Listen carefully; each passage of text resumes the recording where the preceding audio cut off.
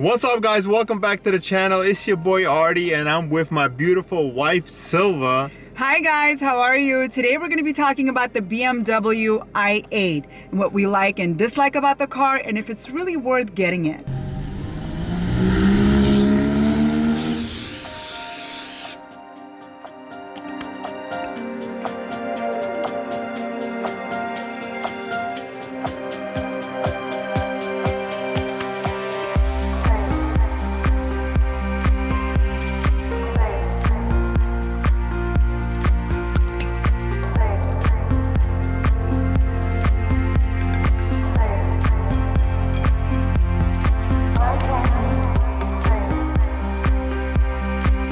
Alright guys, so we are in a 2015 BMW i8. I'm a huge fan of this car. I've really been following it for a long time, even before it actually came out in 2014 when we had spy shots of what it's going to come, and then when they actually produced it and put it out on the street, and this is what it looks like in 2014. The car looked super futuristic, and now 2020 it still looks something that is like kind of out of the ordinary. When you see it out on the road, it just looks different, right? Yeah, it does. Really stands out. It just looks really good.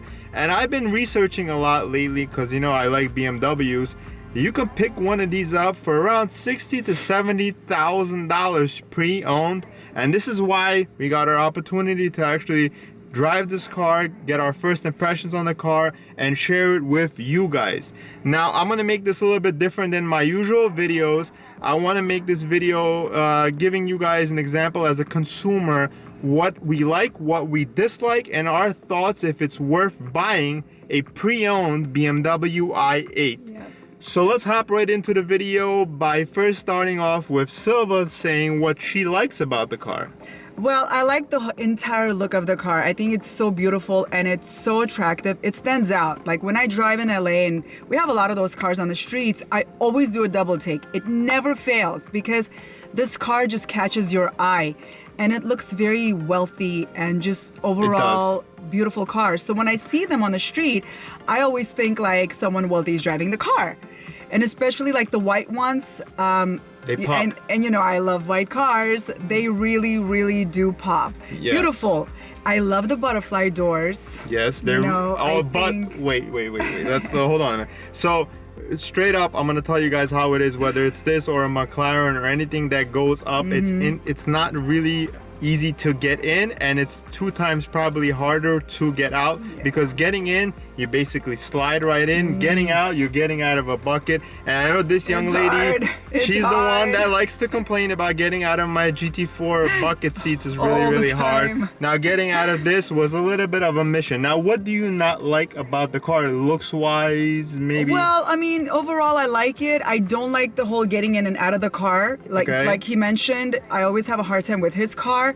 So it's like you have to slide in. Okay, do you like bend your body. Do you not like a certain angle of the car? You like the doors? I like the front, I like the sides. I'm not really a fan of the back. I don't really care about the back. You know, it's kind of like just not doing it for me. You know, I don't know why. I got a whole list of things I like and I dislike. Let's hear it out. Front end of this car is straight fire. It looks super aggressive. Just the way that it stands, the way that it's designed, it's very low and it looks really good. Love the kidney grills on this BMW.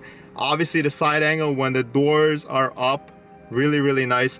I'm a Porsche guy and I love Porsche for one reason. I like the thighs, the quarter panels. I like thick. The thighs? You like the thickness? You know, so this right here, this quarter right here, the way the design is with where the air goes in the top and in the bottom, just makes it look very exotic. I don't know, not really close to the Ford GT, but the Ford GT also has, like, you know, where the air goes through. Just certain things, certain about the design that makes it stand out. Don't like the rear. Not really big fan of the rear, even though, like, you know, how the turning signals and all of that, it's not that bad. Now, if we hop into the interior, one thing that I'm gonna be straightforward with you guys, $150,000 for a coupe, and then the Roadster's a little bit more, is a lot of money, and they do depreciate like any other cars. One thing that I don't like is the screen. It wasn't a touch screen. I don't know why 150 grand it's not a touchscreen. Yeah. I also don't understand why there is back seats in here, because they honestly, the only thing They're you could put, so small. It's like our kids. even if you could put our kids in here, even. I don't think it's safe to put our kids, so I would not put No. kids in there. There's no room for the legs. It's like Everything else inside how do is you like a sit? modern BMW, right? Yes. Everything. Yeah. Like, this is like Yeah. the same thing as any other Like thing. the seats, I mean, I didn't have this color. Yeah. Reminds me of my old BMW that I used to have. You know, it's nothing like, oh my God, out of this world. I like but the it's center nice. console. The Yeah. steering wheel is nice. The seats are comfortable. I think it's time to take it for a ride and then give you guys our final expression, final opinion on, is it worth buying a pre-owned? Now, I'm gonna tell you right now, I don't think it's worth spending $150,000 for this car brand new. It's nice. It's nice, but Very I don't think nice. it's worth $150,000. I'm gonna agree with her. Yes, it gives you a certain like image where you're like And you get a the young attention, millennial you know? entrepreneur or a rapper. Like this Yeah. deserves to be in every single music video. Yeah. Okay, let's take it for a little short spin around. So I put it. That's it. You don't hear anything. Let's put it into Wow. drive. Wait. I think Now it's on. Now let's Oh my put it God, into you're really, drive. It's so quiet. Quiet. Well, I know. hybrid electric, right? I So know. I don't know, guys, if I mentioned this a little bit about the car. I'm gonna before I start driving. So this is a 2015. Like I said, you got 357 horsepower. You have the electric engine, and then you have the 1.5 liter 3-cylinder turbocharged engine with a 6-speed transmission. All of that put together, like I said, 357 horsepower, 0 to 60 time in around 4.1, 4.2 seconds. That's what they claim. So the numbers are really close to my Porsche GT4. Yeah. I just want to drive it and see how it drives. I So want to drive it too. let's go. Ooh. Can't hear any Tesla, sound now. remember Yeah, Tesla? Yeah. You don't hear anything, right? Nothing. It's smooth. You know, but I'm Just- so used to like hearing my engine. But then you know, look, like, we're I'm so gonna used to put it into. This is gonna be a bumpy road, guys. So I hope my camera doesn't rattle. I'm gonna give you guys. You got your seatbelt on? Of course, safety Alright, go. first. Let's just do a little park drive. We don't need to go far. Let's put it into sport mode. Oh Lord. Okay, you hear that? There we go. The gauge goes on. Ooh. Oh.